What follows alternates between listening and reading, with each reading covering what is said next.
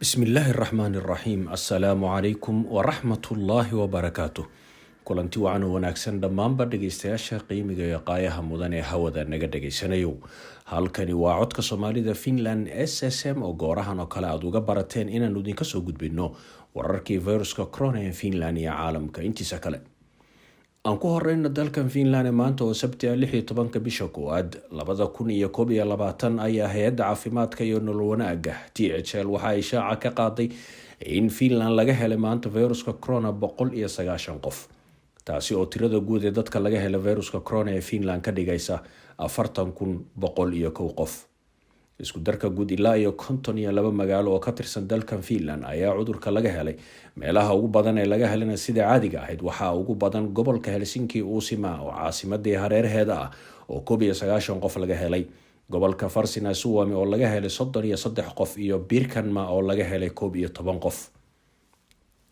magaalooyinka laga helay tirada ugu badan ee viruska ayaa ah sidan soo socota Helsinki 44, Vantaa 25, Turku 15, Espoo 20, Tampere 10, Raisio 7 qof, Oulu 7 qof, Kuopio 4 qof, Kouvola 4 qof, Alavus 3 qof iyo magaalooyinka Kaarina, Tornio, Lahti, Pori, Uusikaupunki, Riihimäki, Seinäjoki, Mustasaari, Imatra, Vaasa, Petäjävesi, Lappeenranta, Huvinka, Pöytyä ja Siilinjärvi oo min 2 qof laga helay inta kale soo haray magaalooyinkana waa min 1 qof dhinaca daryeelka isbitaalkana 145 bukaana ayaa daryeel caafimaad awgeed ugu jira isbitaalada kala duwan ee dalka kuwaasi oo 28 kamid ay ku jiraan qaybta gargaarka degdega ah tirada dhimashada ayaa maraysa wali 618 qof iyadoo shalay la sheegay labadii qof ee ugu dambeeyay ee xanuunka awgiis u dhintay marka la eego gobolada iyo heerka xanuunka ama xaaladda xanuunku ay marayso ayaa heerka ugu sarreeya faafista waxaa ku jira gobolka caasimadda Helsinki Uusimaa iyo gobolada kale ah Päijät-Häme, Pohjois-Pohjanmaa, Kymenlaakso, Kanta-Häme iyo Varsinais-Suomi heerka labaad ee karar qaadashada waxaa ku jira gobolada kale ah Satakunta, Etelä-Savo, Keski-Suomi, Länsi-Pohja, Birkanmaa, Etelä-Pohjanmaa, Etelä-Karjala iyo Pohjois-Karjala sidoo kale waxaa ka mid ah Ahvenanmaa, Kainuu iyo Vaasa marka laga reebo magaalooyinka Korsas, Mustasaari, Pietarsaari ja Maalahti oo iyagu ku jira heerka faafista heerka ugu hooseeya asaasigaana waxaa ku jira 4 gobol ee kala ah Keski-Pohjanmaa, Itä-Savo iyo Pohjois-Savo iyo gobolka Lappi dhinaca wararka kale ee ku saabsan viruska corona ra'iisul wasaaraha dalkan Finland Sanna Marin ayaa sheegtay inay aad uga walwalsan tahay xaaladda nooca cusub ee viruska corona waxaana ay sheegtay inay aaminsan tahay in faafitaanka arrinkaasi looga hortagi karo oo kaliya in xadiimaha haddan jira la sii adkeeyo sidoo kalena tallaalkii la isticmaalo waxa ay sheegtay in dowladeedu ay toddobaadka soo socda maalinka Jimcaha fooda nagu soo haya ay arrinkaasi ka shiri doonaan iyagoo markaa ka arrinsanaya sidii laga yeeri lahaa wax ka qabashada xadiimaha haatan jira gaar ahaan dhanka xuduudaha oo kuwa dibadda iyo gudahaba ay dhici karta bay tiri in la sii adkeeyo waana dariiqa kaliya oo looga hortagi karo ayay tiri in viruskan aadka u faafaya uu si fiican uga bilowdo dalka waxaana ay tiri waa qodob walwalkiisa la isla markaana u baahan wax ka qabasho degdeg ah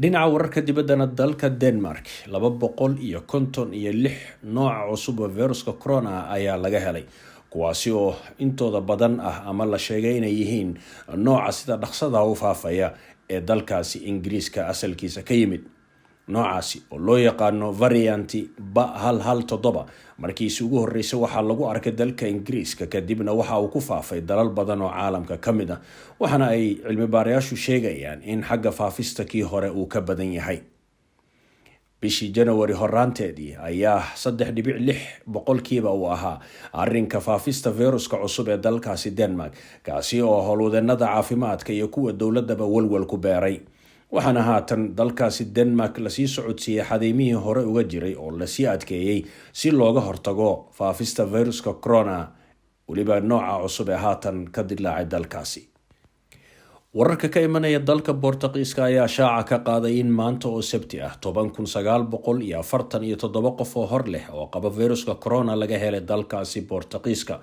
xagga dhimashada sida ay sheegtay wakaaladda wararka ee Reuters ayaa ah 166 waa tiradii ugu badneed ee 24 saac gudaheed laga helo dalkaasi Boortaqiiska tan iyo intii xanuunka safmarkaa uu ka bilowday guud ahaan tirada guud ee dadka laga helay viruska corona ee Boortaqiiska ayaa ah 540,000 oo qof, xagga dhimashadana waa 8,700. dalkaasi waxaa maalintii Jimcaha ahayd lasii adkeeyay xadeemihii hore uga jiray. xarunta dhexe ee ilaalinta iyo ka hortagga cudurrada faafa ee qaaradda Yurub ee marka magaceeda lasoo gaabiyay loo yaqaano ECDC ayaa waxa ay sheegtay in dalka Boortaqiisku xaalkiisu aad u liito, iyadoo 100,000 ee qof ee kastaaba xagga faafistu ay tahay 901 qof, taasi oo ah marka la eego mid ku laba jirbaarmaysa xaaladda ka jirta dalkaasi Spain. dhinaca daryeelka caafimaadka ayaa waxaa laga cabsi qabaa in isbitaaladu ay buux dhaafaan, iyadoo oo haatan 672 sariir ee loogu talagalay qaybta gargaarka degdega 638 ka mid ay buuxaan, islamarkaana bukaankii uu jiifo.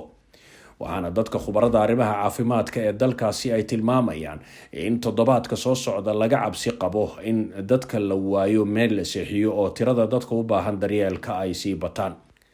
3 isbitaal ee ugu waaweyn ee ku yaala xarunta Lisbon ee dalkaasi Boortaqiiska ayaa saaka subaxnimadii waxaa la sheegay in 3 sariirood oo kaliya oo qaybta gargaarka ay ka banaanaayeen.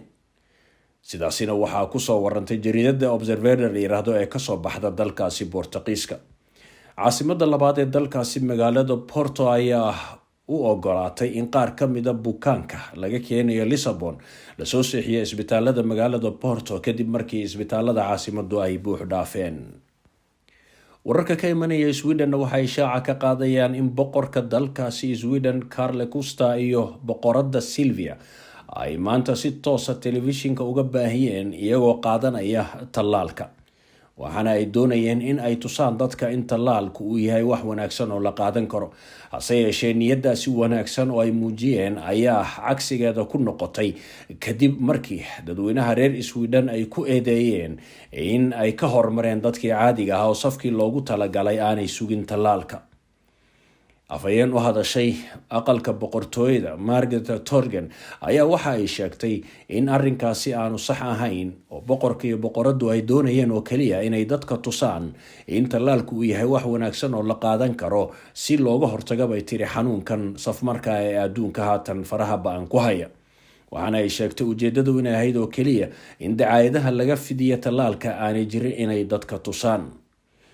waxaana ay afayeenku sheegtay in boqorka iyo boqoradu ay ku jiraan dadka u nugul halista cudurrada, iyadoo sababtaa darteedna aanay cidna ka hormarin, waayo bay tiri waxaa haatan Sweden la tallaalaya dadka waayeelka ah iyo kuwa u nugul halista cudurrada.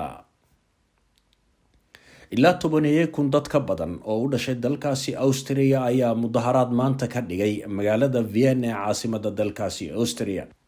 dadkaasi mudaharaadaya ayaa ku dhawaaqaya ereyo ka dhan ah madaxda dalkaasi, iyagoo ku baaqay in hogaamiyaha dalkaasi Sebastian Kurz iyo dowladiisuba ay iscasilaan. sababta dadkaasi u mudaharaadayaan ayaa ayagoo ka cabanaya jidxirkii 3aad oo looga hortagayo viruska corona oo dalkaasi ka jira. dhammaan dukaamada aan muhiimka ahayn ayaa albaabada loo laabay, sidoo kale waxaa xiran goobihii madadaalada iyo kuwa isboortiga iyo iskuuladii intaba. dadkaasi ayaa sheegay inay arrinkaasi kasoo horjeedaan, islamarkaana arrinkan la sameeyey ama jidxirka uu yahay mid aan loo baahnayn, dadkana dhibaato horle u keenaya. dalka Shiinaha ayaa wararka ka imanayana waxa ay sheegayaan in 24 saac lasoo dhaafay 130 qof laga helay viruska corona dalkaasi, taasi oo 5 ka yar tiradii laga helay 24 saac ee kasii horeeyay. hase yeeshee cabsida haatan howlwadeenada caafimaadka iyo kuwa dowladuba ay qabaan waxa ay tahay in bil gudaheed dalkaasi ay u dabaaldegi doonaan sanadka cusub ee Shiinaha, taasi oo keenaysa markaasi in dad badan ay safraan si ay dadka qaraabadooda waqtiga ula qaataan. waxaana dowladda Shiinuhu ay ka cabsi qabtaa in arrinkaasi uu keeno faafista oo sii kororta. dhinaca kale, bogga internetka ee World Meters la yiraahdo ku takhasusay dabagalka iyo tirakoobka dadka uu ku dhacay viruska corona ayaa waxa uu shaaca ka qaaday in dalka Mareykanka haatan xaaladiisu ay adag tahay, iyadoo maanta oo Sabti ah tirada dadka laga helay viruska corona ee dalkaasi Mareykanka ay gaartay 24,102,429 qof. xagga dhimashada ayaa waxa ay Mareykanka gaartay 401,856. 24 saac lasoo dhaafay oo kaliya dalka Mareykanka waxaa fayruska laga helay 248,080 qof, xagga dhimashadu ay ka ahayd 3,805 qof.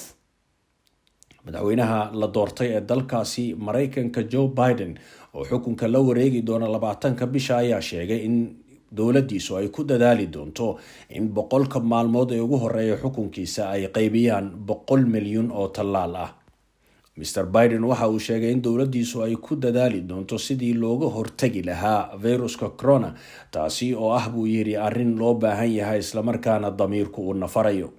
waxaana uu ku adkeeyay in dhammaan dadku ay wada guntadaan sidii xanuunkaasi looga hortagi lahaa. dhinaca tirada adduunka ee fayruska corona, sida bogga Worldometers uu sheegay, waxaa haatan tirada guud ay maraysaa 94,323,060 qof. dhimashadana adduunka marka la eego waxa ay maraysaa 2,018,067 qof. dadka ka bogsaday xanuunka ayaa ah 67,356,000. wadamada hadda aad u daran waxaa ka mid ah dalka Ruushka oo maanta oo Sabti ah laga helay in ka badan 24,000 oo qof. 24 saac ee lasoo dhaafana Ruushka 24,715 ayay ahayd. tirada dhimashada ayaa Ruushka waxa ay maraysaa haatan 64,495, iyadoo 24 saac ee lasoo dhaafay 555 qof ay u dhinteen fayruska corona. meelaha aadka u daran ayaa ah caasimada dalkaasi ee Moscow oo 24 saac ee lasoo dhaafay 4,700 oo qof laga helay fayruska corona. guud ahaan marka la eego tirada dadka laga helay fayruska corona ee dalkaasi Ruushka ayaa ah 3.5 milyan. Ingiriiska ayaa sidoo kale xaaladiisu ay adag tahay. 24 saac ee lasoo dhaafana 55,761 qof ayaa laga helay fayruska corona, 280 qofna waa ay u dhinteen. waxaa tirada guud ee dadka laga helay fayruska corona ee Ingiriiska ay maraysaa 3.3 milyan, iyadoo tirada dhimashaduna ay marayso 87,295. dalka Brazil oo kaalinta saddexaad xagga adduunka ku jira ayaa 68,138 qof 24 saac ee lasoo dhaafay laga helay fayruska corona, taasi oo tirada guud ee dadka laga helay ka dhigaysa 8.4 milyan. 1,131 qof ayaa xanuunka u dhintay, waxaana tirada guud ee dhimashadu ay maraysaa 208,291. dalka Jarmalka oo dalalka Yurub haatan ugu daran ayaa 24 saac ee lasoo dhaafay waxaa laga helay 19,791. 2.2 milyan ayuu marayaa tirada guud. xagga dhimashada Jarmalka waxaa ka dhintay 1,045 qof, iyadoo tirada guud ee dhimashaduna ay marayso 46,537. Spain ayaa 24 saac ee lasoo dhaafay xaaladda laga helay fayruska corona ee aad u badnayd, iyadoo tirada laga helay ay ahayd 40,197. hase yeeshee xagga dhimashada ayaa ahayd 235 oo kaliya. tirada guud ee dadka laga helay fayruska corona ee Spain ayaa haatan maraysa 2.2 milyan, xagga dhimashadana 53,314. dalka Koonfur Afrika ayaa ka mid ah dalalka aadka dhimashada iyo sidoo kale dadka laga helay 24 saac ee aad u badnaayeen. Koonfur Afrika 24 saac ee lasoo dhaafay 14,880 qof ayaa laga helay fayruska corona, 615 way u dhinteen.